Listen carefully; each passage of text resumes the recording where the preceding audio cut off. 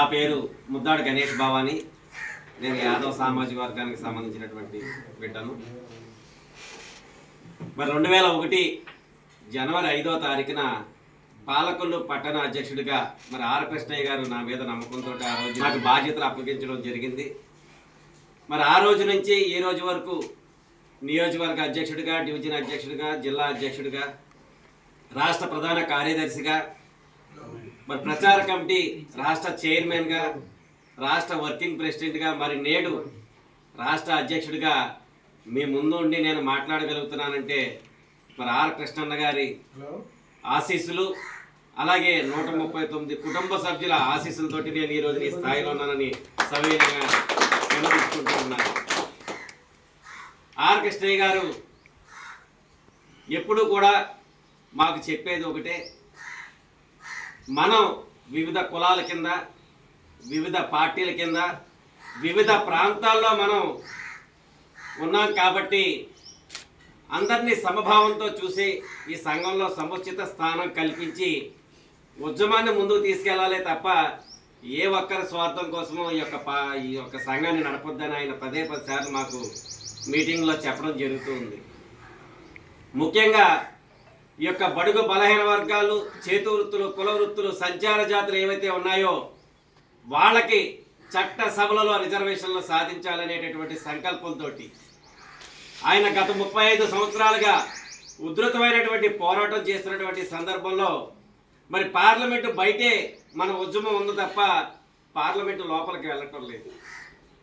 మరి పార్లమెంటు లోపలికి వెళితే అక్కడ ఉన్నటువంటి ఎంపీలు మరి ఈ రోజున మరి కూటమి ప్రభుత్వం ఎంపీలు కానివ్వండి, ఆ ఇండియాలో ఉన్నటువంటి ఎంపీలు కానివ్వండి 115 మంది మరి ఈ రోజున మెంబర్ ఆఫ్ పార్లమెంట్ కింద ఉండడం జరిగింది. బయట నుంచి పోరాటం చేస్తే మన వరకు మాత్రమే చేస్తున్నాం. అదే పార్లమెంట్లోకి వెళ్ళగలిగితే అక్కడ ఉన్నటువంటి ఎంపీలందరినీ కూడా మనం కలిసి మద్దతు తీసుకొని ఈ యొక్క చట్టసభలలో బీసీలకి రిజర్వేషన్లు సాధించగలిగితే ఇప్పుడు మన సోదరులు ఎవరైతే ఉన్నారో ఎస్సీ ఎస్టీలు వాళ్ళకి కేటాయించినటువంటి సీట్లు ఏవైతే ఉన్నాయో వాటిల్లో వాళ్లే తప్ప ఇంకా రెండో వ్యక్తి ఎవరు వెళ్ళి పోటీ చేసేటటువంటి సందర్భం ఉండదు.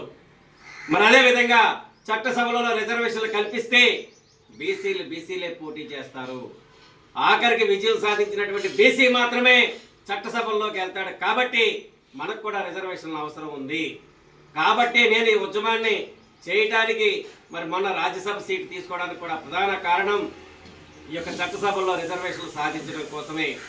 గత 2019 నుంచి 24 వరకు 110 మంది ఎంపీలు మరి పార్లమెంట్లో ఉంటే మరి 24 నుంచి ఇప్పుడు వరకు కొనసాగుతున్నటువంటి ఎంపీలు 115 మంది ఉన్నారు. మరి అదేవిధంగా అన్ని రకాల పార్టీలు ఉన్నాయి. అన్ని రకాల పార్టీలతోటి కూడా ఆయన సమన్వయం చేసుకొని చట్టసభలలో రిజర్వేషన్లు సాధించడం కోసం మరి ప్రధాని నరేంద్ర మోదీ గారికి అనేక రకాలైనటువంటి వినతి పత్రాలు ఇవ్వడం జరిగింది. మరి ప్రధానమంత్రి గారు కూడా స్పష్టంగా హామీ ఇవ్వడం జరిగింది, మీరు పోరాడితే నేను ఏదైనా సరే చేస్తాను. మీరు వినతి పత్రాలు ఇచ్చినంత మాత్రాన వినతి పత్రాలు నా దగ్గర ఉంటాయి తప్ప మనకి మేలు జరగదు. మీరు ఉవ్వెత్తినటువంటి ఉద్యమం చేస్తే జాట్లకి అలాగే కాపులకి మేము ఎలాగైతే రిజర్వేషన్లు ఈడబ్ల్యూఎస్ రిజర్వేషన్లు కల్పించామో ఆ రకంగా మేము మీకు ప్రత్యేకమైనటువంటి రిజర్వేషన్లు కల్పించి చట్టసభల్లో అవకాశం కల్పించే వెసులుబాటు నేను ప్రధానమంత్రిగా ఉన్నాను కాబట్టి, బీసీగా ఉన్నాను కాబట్టి నేను చేసి పెడతానని వారు మాట ఇవ్వడం జరిగింది. మరి ఇదే సందర్భంగా ప్రధానమంత్రి గారికి మేము ప్రత్యేకమైనటువంటి ధన్యవాదాలు తెలుపుకుంటూ ఉన్నాం. ఎందువల్లంటే మరి ఈ యొక్క భారతదేశంలో 2675 బీసీ కులాలు ఉన్నాయి. మన రాష్ట్రానికి వచ్చేటప్పటికి 139 బీసీ కులాలు ఉన్నాయి. మన బీసీ కులాల్లో మన జనాభా ఎంత, మన వాటా ఎంత అంటే ఎవరు కూడా లెక్కలు చెప్పలేనటువంటి పరిస్థితి. ప్రభుత్వాల దగ్గర కూడా లెక్కలు లేనటువంటి పరిస్థితి. ఏదో సూచనప్రాయంగా మేమింతమంది ఉన్నామంటే మేమింతమంది ఉన్నామని చెప్పుకోవడమే తప్ప వాస్తవ రూపానికి వచ్చేటప్పటికి ఎవరు ఎంత జనాభా ఉన్నారు, ఏ కులంలో ఎంతమంది పుట్టారు అనేటటువంటి లెక్కలు మాత్రం ఇంతవరకు లేవు. కాబట్టి మరి ప్రధాని నరేంద్ర మోదీ గారు జనగణనలో కులగణన కూడా చేయాలని చెప్పేసి ఆయన తీర్మానం చేయడం మరి యొక్క సమావేశం ద్వారా ప్రధానమంత్రి గారికి కృతజ్ఞతలు అభినందనలు తెలియజేసుకుంటూ ఉన్నాం. ఎందుకంటే ఈ యొక్క భారతదేశంలో పులులు ఎన్ని ఉన్నాయి, కుక్కలు ఎన్ని ఉన్నాయి, పశువులు ఎన్ని ఉన్నాయి, ఆఖరికి పందులు ఎన్ని ఉన్నాయో లెక్కలు ఉన్నాయి తప్ప ఈ ప్రభుత్వాల దగ్గర ఈ బీసీ కులాల్లో పుట్టినటువంటి మనం ఏ కులంలో ఎంతమంది ఉన్నామో కూడా తెలియని పరిస్థితిలో బతుకుతున్నామంటే అసలు మనం ఈ యొక్క దేశానికి ఈ యొక్క ప్రపంచానికే నాగరికత నేర్పినటువంటి కులాలు ఈ బీసీ కులాలు. కట్టుబట్ట కానించి మరి ప్రతి చేతి వృత్తి చేసేటటువంటి యొక్క బడుగు బలహీన వర్గాలకు మరి ఎందుకు మీరు లెక్కలు తీయటం లేదు? ఈ యొక్క లెక్కలు తీయడం వల్ల ప్రతి ఒక్క కులం నుంచి కూడా నాయకులు తయారవుతారు. ప్రతి ఒక్క నాయకుడిని మళ్ళీ అక్కడ ఎమ్మెల్యే ఎంపీలు చేయాలనేటువంటి దురుద్దేశంతో గత పాలకులందరూ కూడా నిర్లక్ష్యం చేసి మనల్ని పక్కదో పెట్టించేశారు తప్ప మరి నేడు ఒక ప్రధానమంత్రి మన బీసీ బిడ్డ ఉన్నాడు కాబట్టి దీని మీద లెక్కలు తీయమని ఆయన స్పష్టంగా ఆదేశాలు ఇవ్వడం జరిగింది.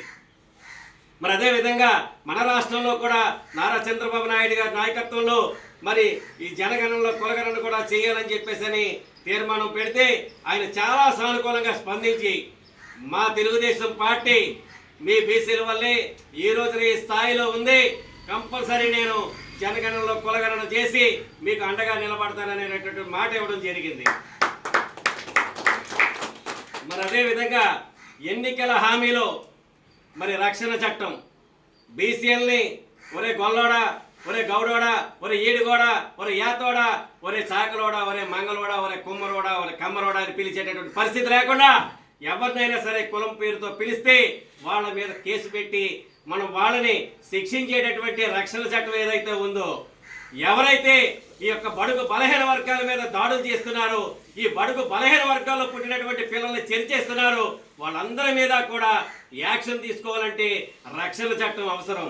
ఆ యొక్క రక్షణ చట్టాన్ని నేటి ముఖ్యమంత్రి చంద్రబాబు నాయుడు గారు మరి ఎన్నికల హామీలో బీసీ రక్షణ చట్టం ఏర్పాటు చేస్తానని చెప్పడం జరిగింది. మరి అదేవిధంగా కుల వృత్తులు, చేతి వృత్తులు, సంచార జాతులు పడుతున్నటువంటి బాధల్ని చూసి ఈ యొక్క బడుగు బలహీన వర్గాలు ఏవైతే ఉన్నాయో వీళ్ళకి 50 సంవత్సరాలు వచ్చేటప్పటికి రెక్కలు ముక్కలు చేసుకొని కష్టపడి కాయ కష్టం చేసుకున్నటువంటి కుటుంబాలు 50 సంవత్సరాలు వచ్చేటప్పటికి వీళ్ళు పనిచేయాలనేటువంటి పరిస్థితిలో ఉంటున్నారు. మరి ఇటువంటి బిడ్డలందరికీ కూడా పెన్షన్ ఏర్పాటు చేయాలనేటటువంటి సదుద్దేశంతో ఆయన ఆలోచన చేయడం కూడా చాలా హర్షించదగ్గ విషయం. మరి అది కూడా ఈ 2 హామీలని కూడా వారు నెరవేరుస్తానని మనం మేము కలిసినప్పుడు కూడా వినతి పత్రం ఇచ్చినప్పుడు కూడా వారు చెప్పడం జరిగింది. ఈ సభాముఖంగా చంద్రబాబు నాయుడు గారికి విన్నవించుకునేది ఏంటంటే, అయ్యా మీరు ఇచ్చినటువంటి హామీలని వెంటనే అమలు చేసి మా బడుగు బలహీన వర్గాలకి అండగా నిలవాలని ఈ సమావేశం ద్వారా మరొక్కసారి ముఖ్యమంత్రి వర్యుల్ని కోరుకుంటూ ఉన్నాం. మరి అదేవిధంగా ఈ యొక్క రాష్ట్రంలో మరి ఏ ప్రాంతంలో పుట్టినా, ఏ కులంలో పుట్టినా సరే ఈ యొక్క ఆర్ కృష్ణయ్య జాతీయ బీసీ సంక్షేమ సంఘంలో సభ్యులుగా కానివ్వండి, నాయకులుగా కానివ్వండి తయారవడానికి మరి మేము ప్రతి మండలం నుంచి, ప్రతి నియోజకవర్గం నుంచి, ప్రతి డివిజన్ నుంచి, ప్రతి జిల్లా నుంచి రాష్ట్ర స్థాయి దాకా మరి ప్రతి ఒక్కరికి కూడా సముచిత స్థానం కల్పించి మరి 139 కులాన్ని కూడా ఒక వేదిక మీద కూర్చోబెట్టడానికి మేము కంకణబద్దులయ్యి ఈ రోజున రాష్ట్ర వ్యాప్తంగా పర్యటిస్తున్నాం. మరి అదేవిధంగా 175 నియోజకవర్గాల్లోనూ 26 జిల్లాల్లో కూడా నూతన కమిటీలు నిర్మాణంలో భాగంగా మరి ఈ రోజున కృష్ణా జిల్లాకు ఇచ్చేయడం జరిగింది. మీ అందరి సహాయ సహకారాలు పూర్తిగా మాకు అందించి మీరు కూడా బాధ్యతలు తీసుకొని మనకి చట్టసభలలో రిజర్వేషన్లు వచ్చేదాకా మనం పోరాడదాం. రిజర్వేషన్లు వచ్చిన రోజునే మనకి స్వతంత్రం వచ్చిందని ఈ సందర్భంగా తెలియజేస్తూ ఉన్నాను. మరి అదేవిధంగా స్థానిక సంస్థల రిజర్వేషన్లు వచ్చేటప్పటికీ మరి చెట్ల చాటున, పుట్ల చాటున, కాలువ గట్ల మీద సంచార జీవితాలు గడుపుతున్నటువంటి మరి ఈ యొక్క బీసీలకి మరి స్థానిక సంస్థల్లో 34% ఉన్నటువంటి రిజర్వేషన్లను గత ప్రభుత్వం 24% తగ్గించేసింది.